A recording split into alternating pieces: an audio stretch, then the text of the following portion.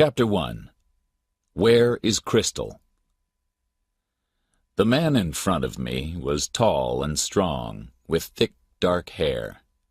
He sat in an expensive chair behind an expensive desk and looked at me with cold gray eyes. He didn't have time to smile. "Okay, Marlowe," he said. "So you're a private detective. One of the best in Los Angeles, I hear. I have a job for you. I want you to find my wife. Think you can do that?" I sat back in my chair and lit a cigarette slowly. "Yes, Mr. Kingsley," I said. "I think I can do that." "How much?" $25 a day, half a dollar a mile for my car, and $100 in my hand now before I do anything." He looked at me, and I looked back at him and waited. Then he smiled. "Okay, Marlowe, you've got the job. But don't talk about it to the police. I have an important job here." He looked round his quiet, expensive office. The hot July sun didn't get into this room. "I want to stay in this job, and I can't have any trouble with the police." "Is your wife in trouble?" I asked. "I don't know. Perhaps. She sometimes does very stupid things, and she has dangerous friends." He gave me a drink and told me the story. "I have a house in the mountains, near Puma Point. Crystal went up there in May. She often meets her men friends up there." He looked at me. "She has a lot of men friends. You understand? But there was an important dinner down here on June 12th, and Crystal didn't come back for it." "So what did you do?" "Nothing. Because of this." He gave me a letter, and I read it. "El Paso, 14th June. I'm leaving you and going to Mexico. I'm going to marry Chris Lavery. Good luck and goodbye, Crystal." "I wasn't very unhappy about that," Kingsley said. "She can have him, and he can have her." Then, 2 weeks later, I heard from the Prescott Hotel in San Bernardino. Crystal's car was there, and they wanted money for it. But yesterday I met Lavery, here in town. He didn't know anything about Crystal, and he last saw her 2 months ago. So where is she? What happened to her? I thought about it for a minute or two, and then I asked him some questions. We talked for about half an hour. Kingsley gave me a photo of his wife with Chris Lavery. It was a good picture of Lavery, but not very good of the lady. I finished my drink and stood up. "Okay, Mr. Kingsley, I'm going to talk to Lavery, and then go up to your house in the mountains." "My house is at Little Fawn Lake," he told me. "A man works for me up there. Bill Chess is his name. And the girl at the telephone desk outside can help you. She knows a lot of my wife's friends. Talk to her. And you can phone me any time, day or night." Outside Kingsley's office, I looked at the girl at the telephone desk. She was small and pretty, with short red hair and blue eyes. I like redheads. I gave her my best smile. "Hi, Blue Eyes," I said. "Your boss says you know a lot of people. Tell me about Chris Lavery." "Chris Lavery? What do you want to know?" "Anything. Do you like him?"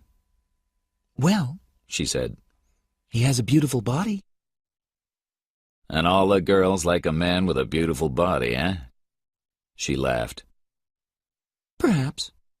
But I know nicer men than Chris Lavery. He knows too many women." We talked for about 10 minutes. Kingsley was right. Redhead knew a lot of people, and she liked talking. Perhaps her job wasn't very interesting. I sat on her desk and listened, and smiled into her blue eyes. She smiled back. Then I stood up. Well, I must go. See you again, Blue Eyes. Redhead laughed happily. Any time, Mr. Marlowe. I started with Lavery. He was at home at 623 Altair Street, down in Bay City. He didn't want to talk to me, but nobody wants to talk to private detectives. No, he told me angrily. I didn't go to El Paso with Crystal Kingsley. Okay, so we sleep together, but I don't want to marry her. She's very rich, and money is nice, but Crystal's a difficult lady. I last saw her about 2 months ago. I sat and watched him. So why did she write that letter from El Paso? Dunno. She likes playing games. Stupid games. It wasn't a very good story, and he knew it. I asked him some more questions, but his story stayed the same. I went out and sat in my car outside his house. I thought about Lavery. Perhaps he went away with Mrs. Kingsley, and then they had a fight. But where did Mrs. Kingsley go after that? A big black Cadillac drove up and stopped at the house across the street. A thin man with a black doctor's bag got out and went into the house. I looked at the name on the door. Dr. Albert S. Almore. Doctors know a lot about people. Perhaps this one knew Lavery. I saw Dr. Almore at the window. He watched me carefully, and his face was angry and afraid. Then he sat down and made a telephone call. But he watched me all the time. 5 minutes later, a green car came along and stopped at the doctor's house. The driver walked across the road to my car. "Waiting for somebody?" he asked. "I don't know," I said. "Am I?" "Don't get clever with me," he said coldly. "I'm Detective DeGarmo, Bay City Police. Why are you watching Dr. Almore's house?" I looked out of my car window at him. He was a big man with a square face and very blue eyes. "What's all this about?" I asked. "I don't know Dr. Almore, and I'm not interested in him. I'm visiting a friend. What's the doctor afraid of?" "I ask the questions, not you," he said. "Go on, get out of here. Move!" He walked away and went into Dr. Almore's house. Back in Los Angeles, I phoned Mr. Kingsley and asked him about Dr. Albert S. Almore. "I don't know him, but he was Crystal's doctor for a time," he told me. "His wife died a year and a half ago. She killed herself. It was very sad." I got into my car again and started for the mountains. Dr. Almore was afraid of something. But what?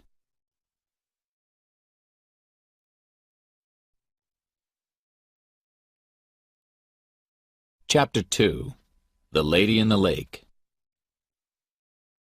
I drove through the hot afternoon to San Bernardino, then up into the mountains. Past the village of Puma Point, I took the road up to Little Fawn Lake. The road was slow and difficult through the mountains, and soon there were no more houses or people. When I got to the lake, I stopped at the nearest house and got out. A man came out and walked across to me. He was a heavy man, not very tall, and he had a hard, city face. "Bill Chess?" I asked. "That's me." "I want to look at Mr. Kingsley's house," I said. "I have a letter for you from him." He read the letter carefully, and then I asked him some questions about the house. He was happy to talk to me. "I don't see many people up here," he said. He looked at the blue sky and the mountains, and his eyes were sad. No friends? No wife? Nothing?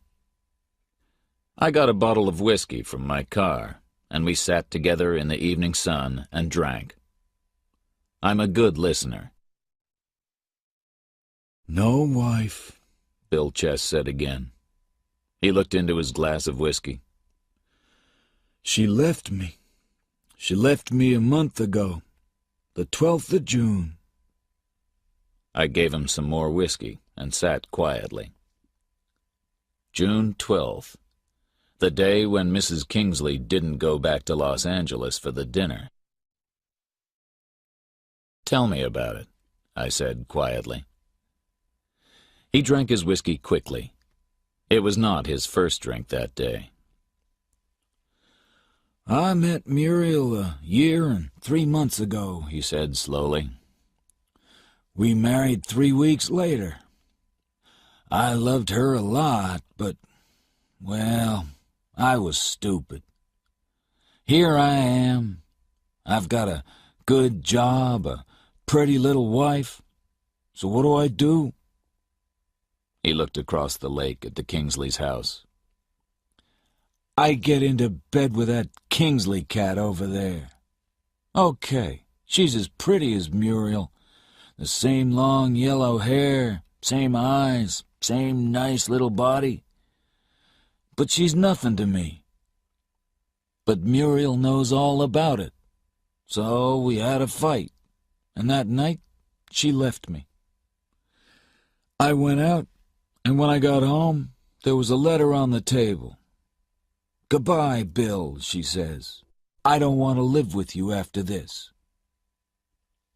He finished his whiskey. I didn't see the Kingsley woman again. She went down the mountain that same night. And not a word from Muriel now for a month. He turned and looked at me. It's an old story, he said. But thanks for listening. I put the whiskey bottle back in the car, and together we walked round the lake to the Kingsleys' house.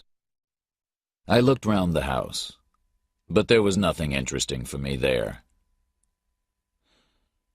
Perhaps Mrs. Kingsley went away with your wife, I said to Bill Chess. He thought about it for a minute. No, he said. Muriel never liked that Kingsley cat. We walked on round the lake. There were only 2 other houses, and there was nobody in them. It was quiet and clean and beautiful by that lake, away from the hot, dirty city. We stopped by an old boat and looked down into the water at the fish. Suddenly, Bill Chess caught my arm. Look, he said. Look down there. His hand was heavy on my arm, and his face was white. I looked, and about 10 feet below the water, I saw something yellow. Something long and yellow. It moved slowly through the water. A woman's hair. I started to say something, but Bill Chess jumped into the lake and swam down under the water. He pulled and pushed and quickly came up again through the water. The body followed him slowly. A body in red trousers and a black jacket. A body with a gray-white face, without eyes, without mouth, just long yellow hair. It was not a pretty thing, after a month in the water. Muriel, said Bill Chess. Suddenly, he was an old man. He sat there by the lake with his head in his hands. It's Muriel, he said, again and again. Down in Puma Point Village, the police station was just a one-room little house. The name on the door said, Jim Patton, Police. I went in. Jim Patton was a big, slow man, with a big round face and a big slow smile. He spoke slowly and he thought slowly, but his eyes weren't stupid. I liked everything about him. I lit a cigarette and told him about the dead woman in Little Fawn Lake. Bill Chess's wife, Muriel, I said. She and Bill had a fight a month ago, then she left him. She wrote him a letter. A goodbye letter or a suicide letter? I don't know. Jim Patton looked at me. "Okay," he said slowly. "Let's go and talk to Bill. And who are you, son?" "Marlowe. I'm a private detective from L.A. I'm working for Mr. Kingsley. He wants me to find his wife." We drove up to the lake with the doctor and the police boys in the back of the car. Bill Chess was a very unhappy man. "You think that I murdered Muriel?" he said angrily to Patton. "Perhaps you did, and perhaps you didn't," said Patton sadly. "But I must take you down to the police station, Bill. There's going to be a lot of questions."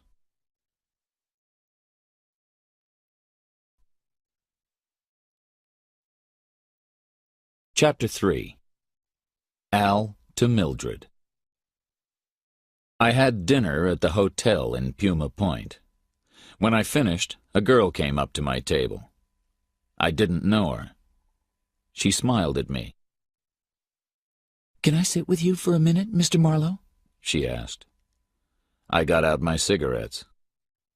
"Word gets round fast in small villages," I said. "What do you want to talk about?" She smiled again. "About Bill Chess. Do you think he murdered Muriel?" "I don't know. Perhaps. But I'm not interested in Bill or Muriel Chess." "No?" The girl put out her cigarette. "Listen to this, then. There was a Los Angeles policeman, DeSoto, up here about 6 weeks ago. Big man with a square face. Said he wanted to find a woman with the name Mildred Haviland. He had a photograph with him. We thought the photo was Muriel Chess. Okay, the hair was red-brown, but a woman can easily change the color of her hair. Nobody here liked this DeSoto, so we didn't tell him anything. What do you think about that?" I lit another cigarette. "But I don't know a Mildred Haviland, and I never heard of Muriel Chess before today." "Bill Chess isn't a bad man," she said quietly. "We like him, and we don't think he's a murderer." When she left, I found a telephone and called DeRace Kingsley. His answers to my questions didn't help. No, he didn't know Muriel Chess very well. Yes, his wife was friendly with Muriel. No, he didn't know a woman called Mildred Haviland. It was dark when I got back to Bill Chess's house by Little Fawn Lake. I went in quietly through a back window and looked round the house very carefully. Why was I interested in Bill Chess's wife? I didn't know, but she knew Mrs. Kingsley. She lived in the same place, and she went away on the same day. Perhaps that was important, and perhaps it wasn't. In the kitchen, I looked in all the cupboards and through the tins of food, and in the tin of sugar, I found a small, very pretty watch inside some paper. On the back of the watch, there were some words. Al to Mildred, with all my love. Al to Mildred. Al somebody to Mildred Haviland. Mildred Haviland was Muriel Chess. Muriel Chess was dead. 2 weeks after a policeman called DeSoto came to Puma Point with her photograph. I stood there and thought about it. Mrs. Kingsley didn't come into this story. I drove back down to Puma Point and went into Jim Patton's office. I put the little watch on his desk. "I looked round Bill Chess's house," I said, "and I found this in a tin of sugar." Jim Patton looked at me sadly.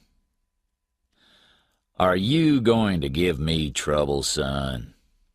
I looked round the house and didn't find anything. But your eyes are younger than mine."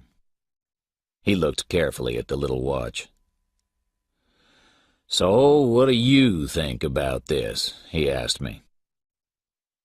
"I don't think Bill Chess murdered his wife. I don't think he knew she had another name. But somebody from her past looked for her and found her, with a new name and a new husband. He didn't like that, and so he murdered her." Jim Patton thought about it. He said slowly. "I like it. The story begins well, but how does it finish?" "Ask me tomorrow," I said. Jim Patton laughed. "You city detectives are too fast for us slow mountain people. Good night, son." At about 11 that night, I drove into San Bernardino and found the Prescott Hotel. The garage boy was happy to talk to me, when he had some of my dollars in his dirty hand. He looked at the photo of Crystal Kingsley and Chris Lavery. "Yeah, I remember the man," he said. "He came up to the woman at the hotel desk, but this photo's not very good of the woman. A woman with the name Mrs. Kingsley left her car here on the evening of June the 12th and took a taxi to the station that night with the man. She wore a black and white dress with a black and white hat, and she was small and pretty with long yellow hair. Perhaps she was the woman in this photo, but I don't know." I thanked him and gave him $2 more for luck. It was too hot in San Bernardino, so I got back in my car and drove home to Hollywood. I got in at 2:45 in the morning. I had a bath, went to bed, and slept well.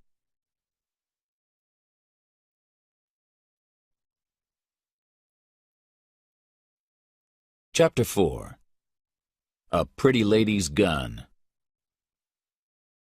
In the morning, I drank a lot of black coffee and made some phone calls. A good friend of mine worked in the city police offices.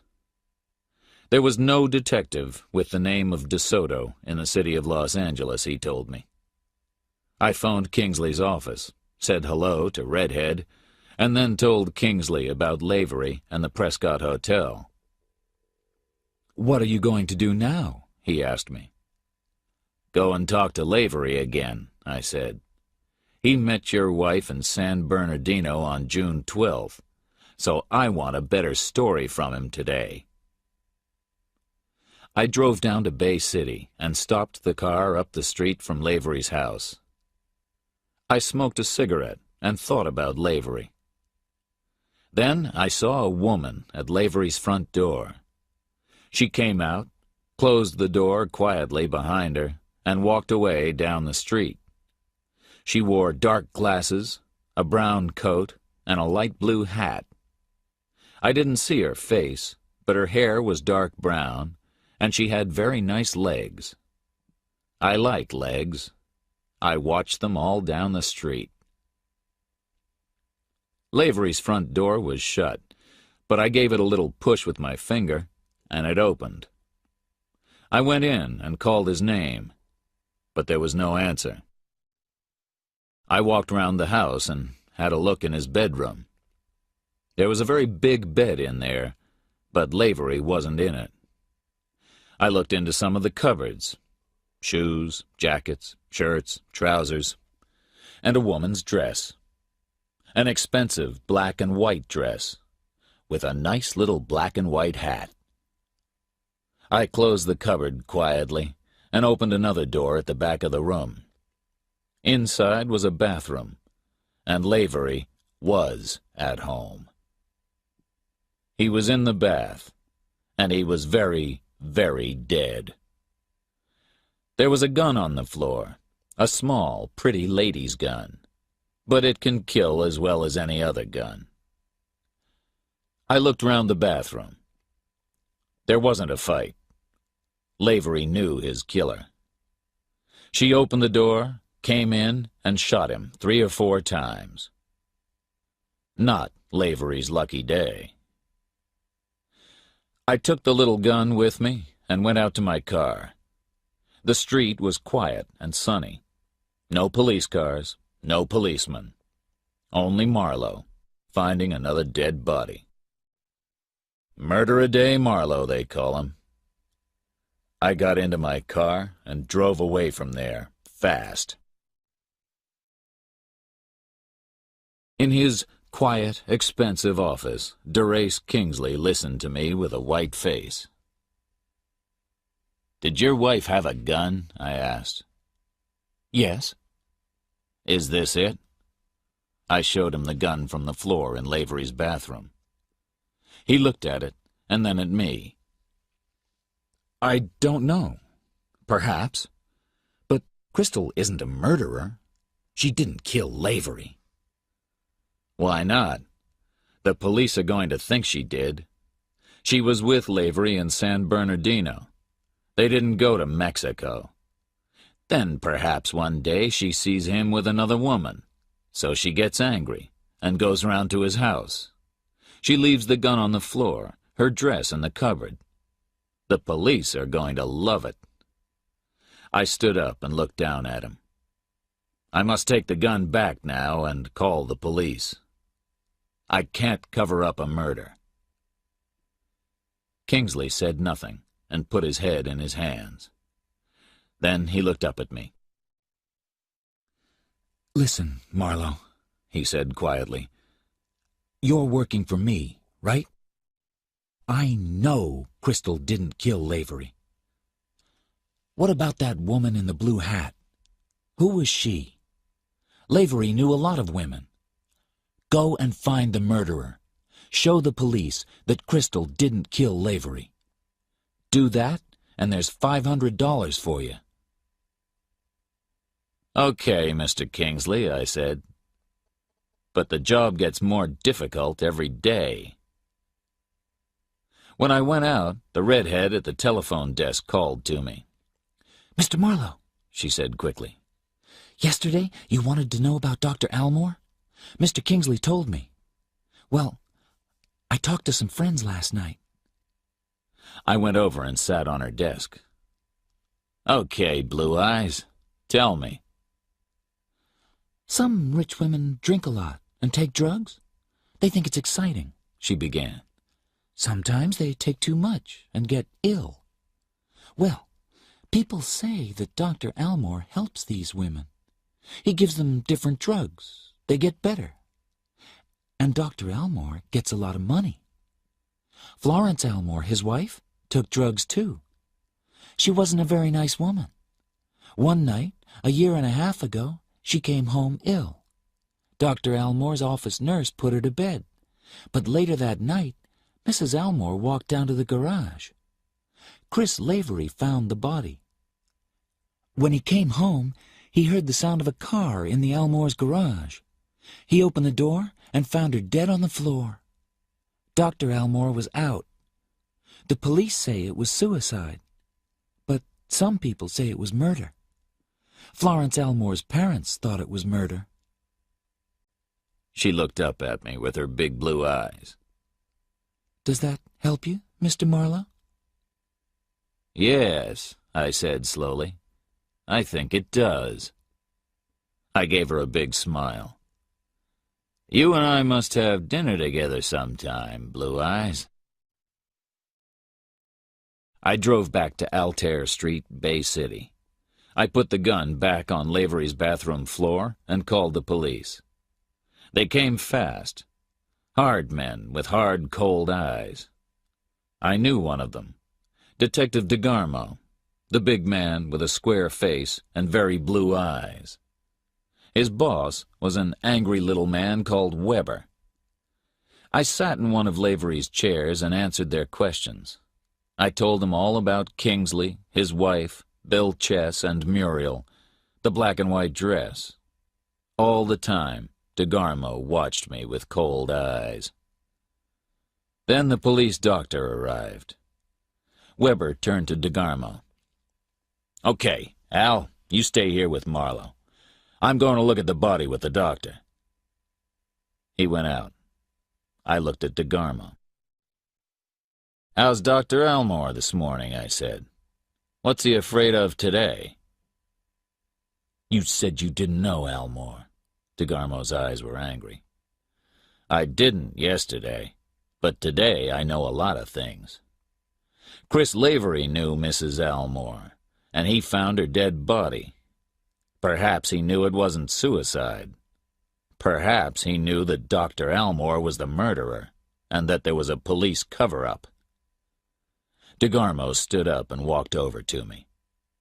"Say that again," he said angrily. I said it again. He hit me very hard across the face with his open hand. He didn't break my nose, but that was because I have a very strong nose. I looked at him and said nothing. He spoke through his teeth at me. "I don't like private detectives. Get out of here. Fast. And don't make trouble."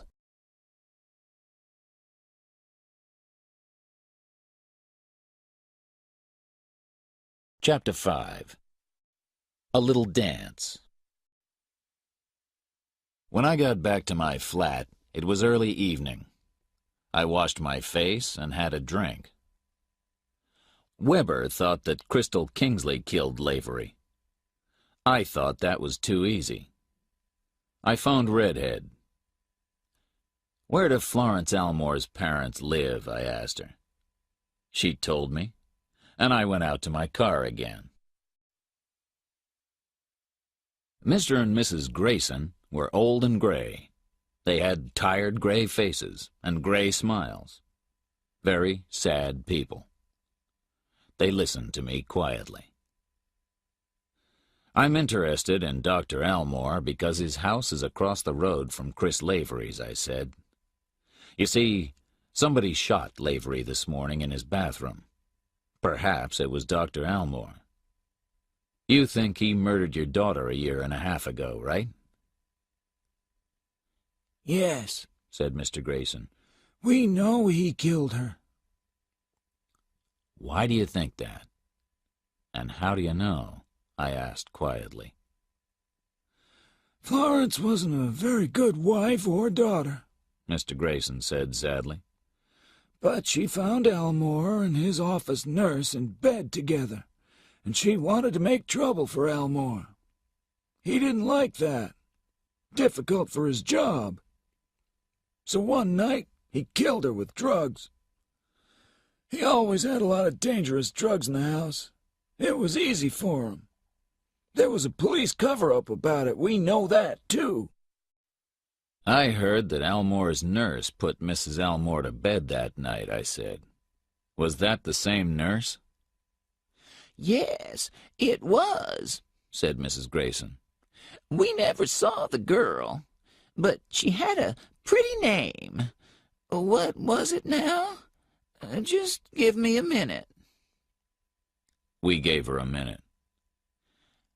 "Mildred something," she said. I didn't move. "Mildred Haviland, perhaps?" I said quietly.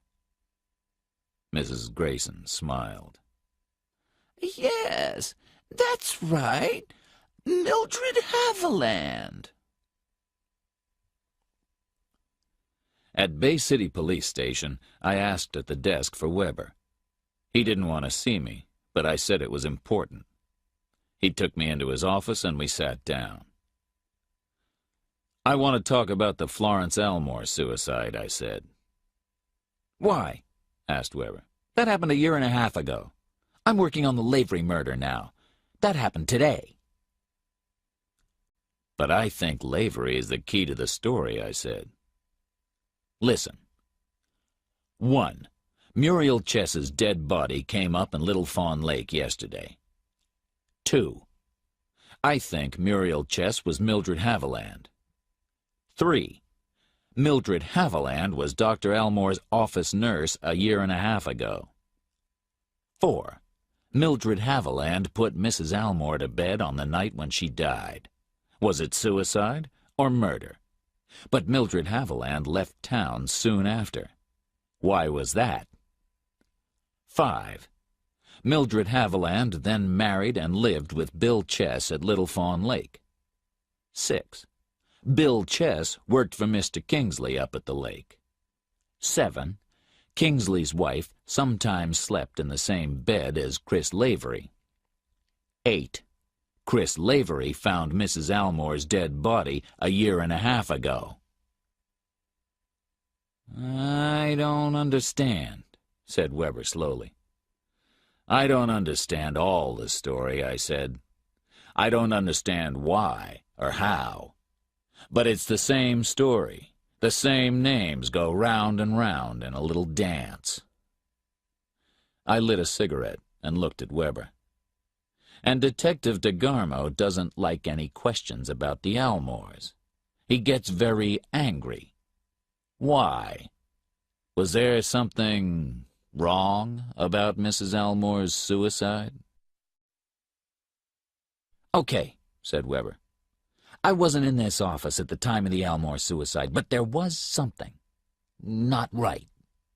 Perhaps somebody did murder Mrs. Elmore."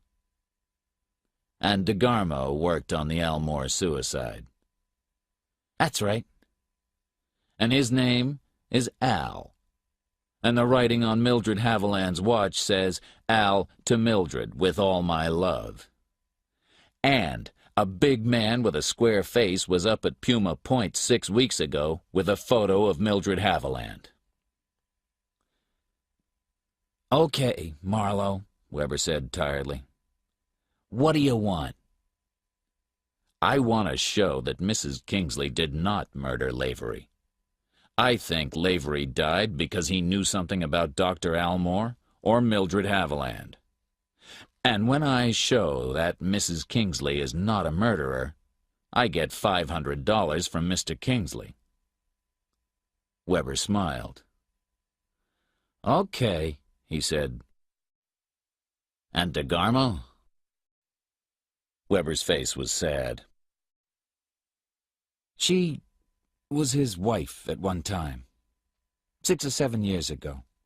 She gave him a very hard time." I sat very, very quietly and looked at him. Mildred Haviland was DeGarmo's wife? "Yes. She's dangerous, that lady. She eats men for breakfast, but they love it. One smile from her, and men jump out of windows for her. DeGarmo loved her then, and he loves her now." I got back to my flat at about midnight. When I opened the door, I heard the phone. I walked across the room and answered it. It was Derace Kingsley. "I heard from Crystal this evening. I'm coming round to your flat now. Be ready to move." The phone went dead.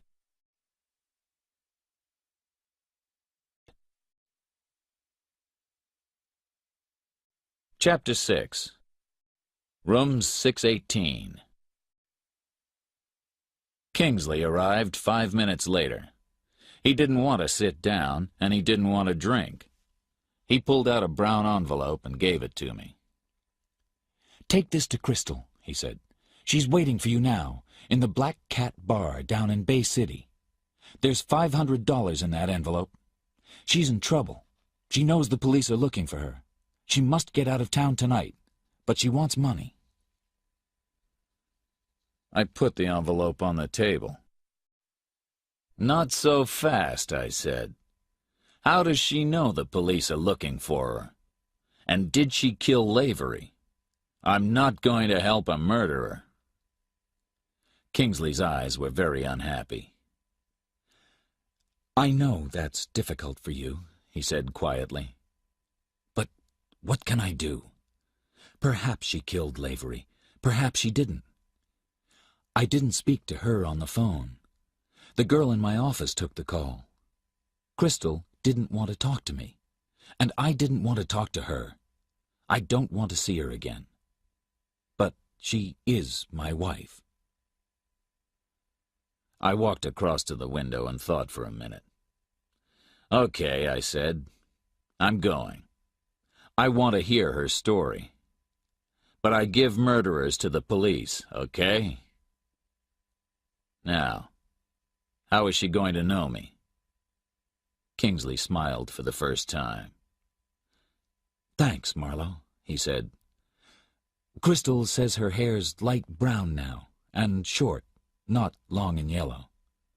And you can wear my scarf. She knows that. He took it off and gave it to me. It was green and yellow and red. The colors hit me in the eye. At 1:15 in the morning, the Black Cat Bar was quiet. Only 5 or 6 people were at the tables. By the door was a small woman with light brown hair. She wore a yellow dress and a short gray coat. She saw my scarf first, and then me. We walked out into the street together and stopped by a shop window. "Give me the money," she said. "I want to hear your story." "No." No story, no money. She turned her head away and said nothing for a minute. Then, "Okay. Come to the Granada Hotel, room 618. It's in the next street. Come in 10 minutes. She walked away down the street. I stood by the window and followed her with my eyes. Room 618 was a big sitting room. There was a half-open door at the back, perhaps to the bedroom and bathroom. I sat down and looked at Mrs. Kingsley very carefully. I had one not very good photo of her, but I had a good picture in my head. Crystal Kingsley was young and pretty and not very clever. The woman in front of me was young and pretty and very, very clever. She gave me a quick little girl smile, and I watched her quiet eyes carefully. "Give me the money, please," she said. "The story first," I said. "You left your car in San Bernardino and you met Lavery there. You sent Kingsley a letter from El Paso. What did you do then?" "Why do you want to know?" "Do you want the money?" She looked at me for a minute. Then she told me her story. She left Lavery in El Paso, and he went home to Bay City. She didn't want to stay with him. After that, she moved about. She stayed in hotels here and there. She wanted to be quiet, to think, she said. I listened. It was a good story, and she told it well. Clever Mrs. Kingsley. "Before you left Little Fawn Lake," I said, "did you have a fight with Muriel Chess about Bill?"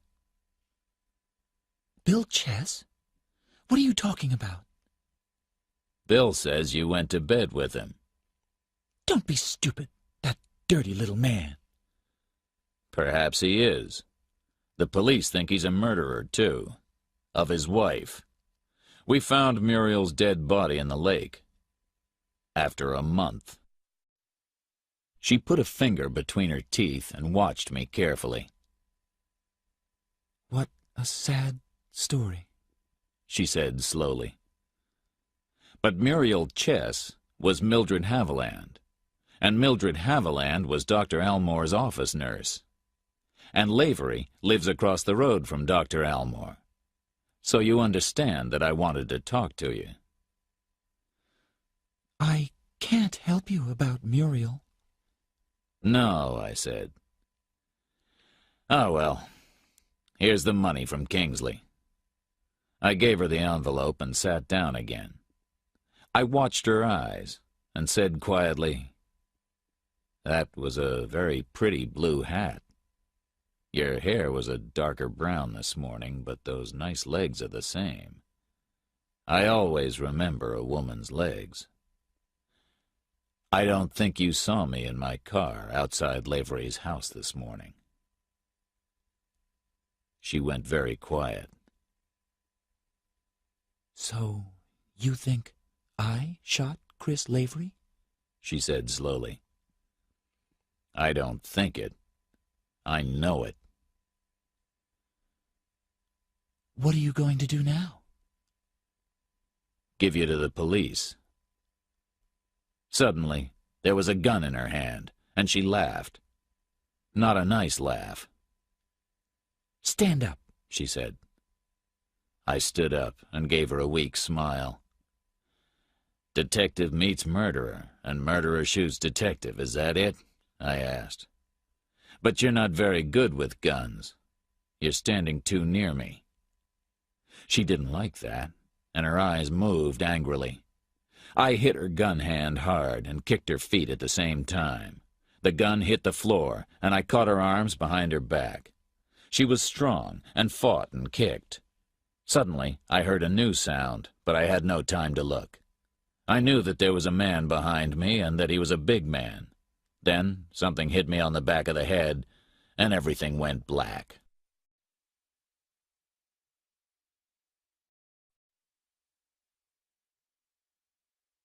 Chapter 7. Little Fawn Lake. When I opened my eyes, I was on my back on the floor. I sat up slowly, and my head went round and round. I closed my eyes again and waited. After 2 or 3 minutes, I opened them and began to stand up. It took me a long time. Suddenly, I was an old man of 95. And where was I? I remembered a girl with light brown hair and quiet eyes. I looked round the room. She was on the floor by the door to the bedroom. Her eyes were open, but she didn't see me. She didn't see anything, and she didn't say anything. There was a long kitchen knife in her throat, and the light brown hair and the yellow dress were all red. Murder-a-day Marlowe, I thought. This was my 3rd dead body, and I wasn't happy about it. You can find 1 murdered body, or perhaps 2, and walk away.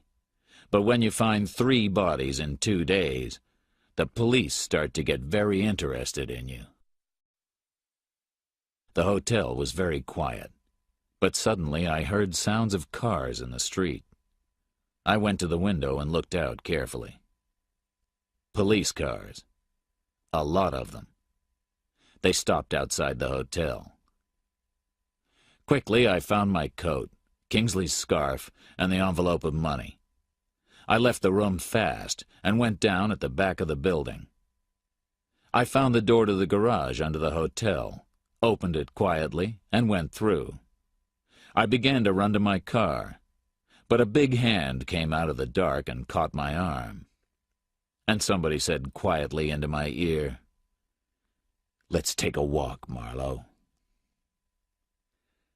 I looked round, into the very blue eyes of Detective DeGarmo. We drove away from the hotel, and then stopped and talked in my car. DeGarmo was in trouble with his boss, Weber, and he didn't want Weber to find me. "What happened, Marlowe? There's a dead woman up in room 618. Somebody called the police 10 minutes ago." I lit a cigarette and told him my story. About the call to Kingsley, my meeting with Mrs. Kingsley, the man in the room, the hit on my head. He looked at me carefully. "Did you see this man?" "No. He was a big man, but I didn't see his face. This yellow and green scarf was on the floor." I showed it to DeGarmo. "I saw it on Kingsley earlier this evening. Perhaps Kingsley killed her. She made a lot of trouble for him." I watched his face. He thought about it for a minute. "Okay, I'm interested," he said. He looked at me. "I want to find this murderer before Weber finds him, and then perhaps I can get out of trouble. Let's go and talk to Kingsley, eh? Where does he live?" But Kingsley was not at home. We found a phone and I called Redhead, but she didn't know. Then I phoned policeman Jim Patton up at Puma Point. It was now 4:30 in the morning. Half an hour later, Jim Patton called me back. Yes, he said, there was a light on in Kingsley's house at Little Fawn Lake, and his car was outside. We drove up into the mountains, stopped, ate some breakfast, and drove again. After a long time, DeGarmo spoke. "That dead girl in the lake up there. That was my girl, Mildred. Weber told me last night. I'd like to get my hands on that Bill Chess." "Don't make more trouble," I said. "You covered up for Mildred 1.5 years ago, when she murdered Dr. Elmore's wife." He turned his head and looked at me. He laughed, but his eyes were hard and angry. "A dangerous lady," I said, "but you loved her. She put Florence Elmore to bed and gave her a killer drug. When Elmore came home, his wife was dead. But you and he covered up for Mildred.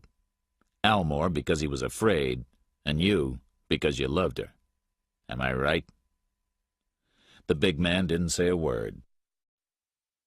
"Then you sent Mildred away. So she went away and married Bill Chess.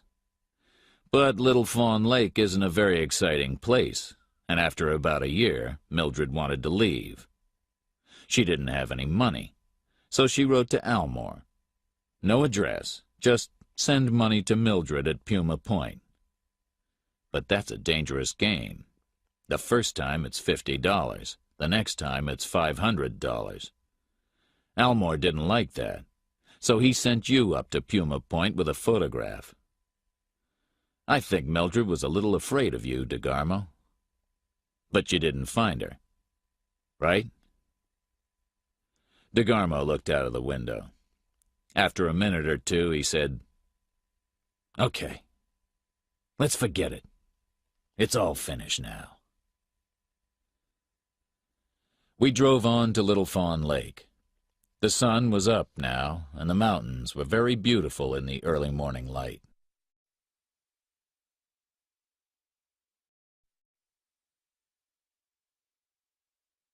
Chapter 8. Every Man Jumped. Jim Patton met us on the road near Kingsley's house. He had a young policeman with him, a boy called Andy. We got out of the car. "Hi, Jim," I said. Jim Patton gave me his big, friendly smile. "How are you, son?" he said. He looked at DeGarmo.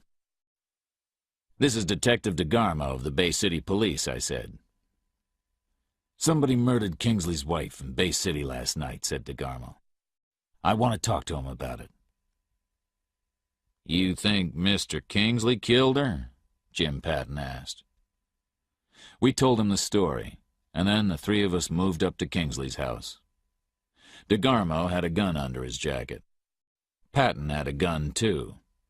But I don't like carrying guns. They can get you into trouble. We pushed open the door and went in.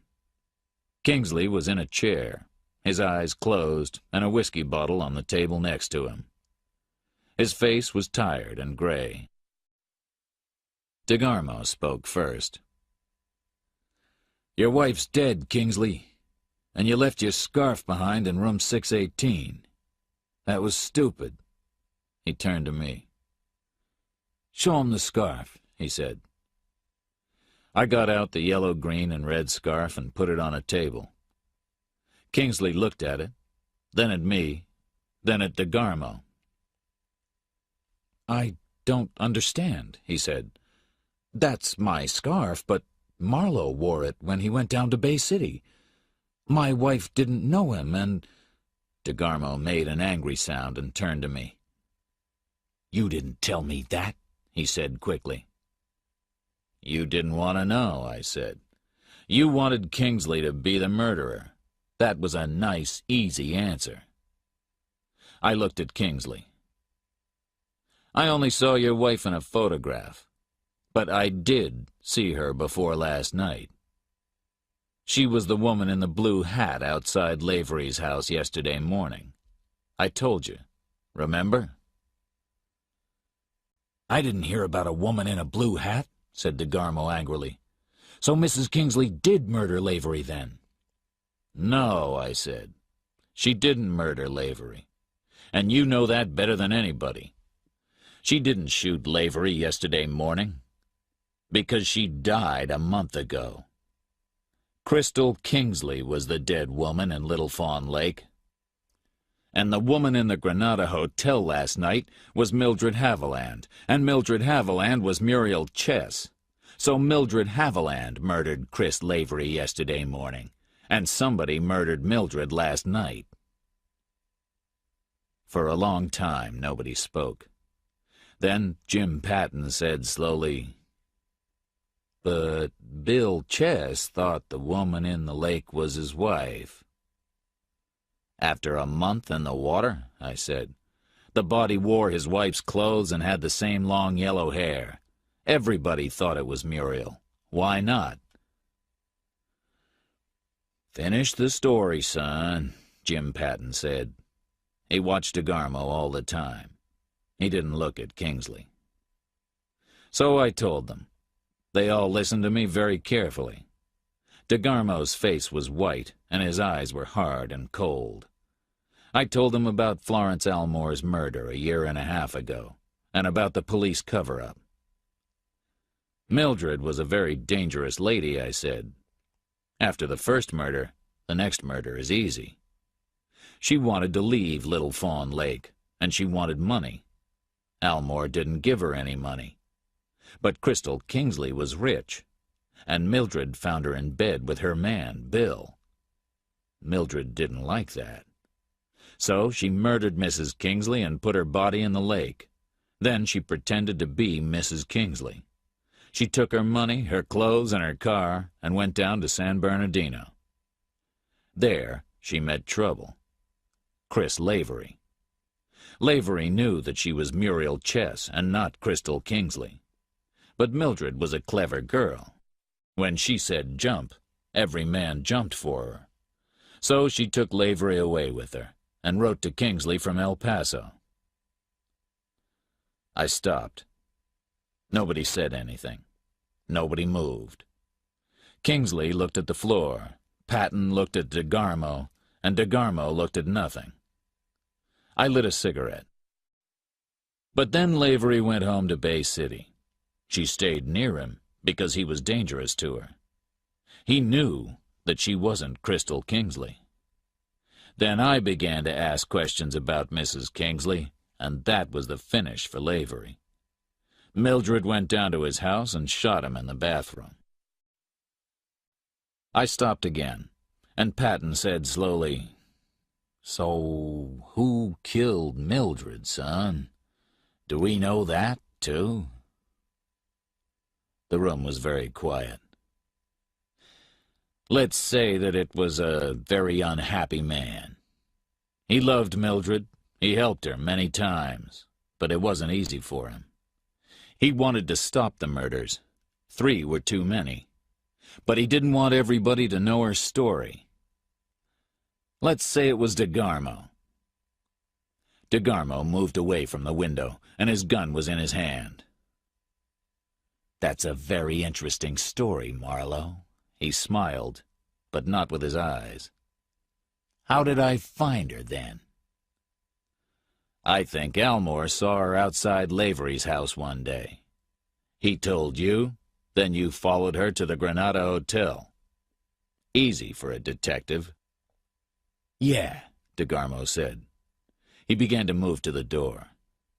"Well, I'm leaving now, and no fat old policeman is going to stop me." "Don't do it, son," Jim Patton said to him quietly. DeGarmo laughed and looked at the gun in his right hand. Patton didn't move, but his gun spoke for him, and DeGarmo's gun flew out of his hand and hit the floor. DeGarmo turned and ran to the door. We went to the window and watched. "I can't shoot a man in the back," Patton said sadly. "He's going to take Andy's car, but he can't get out of these mountains. We can stop all the roads." DeGarmo ran to Andy's car, got in, and drove away fast. I turned and looked at Kingsley.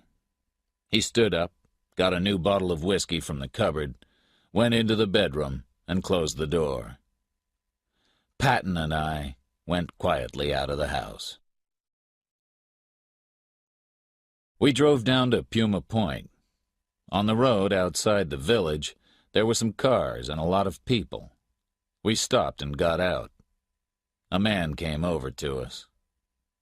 "There's a car down there, Jim," he said. "The man drove too fast and went off the road down the mountain. They're pulling him out now." We went and looked. 100 feet down the mountain was Andy's little red car. The men down there carefully pulled something big and heavy out of the car. It was the dead body of a man.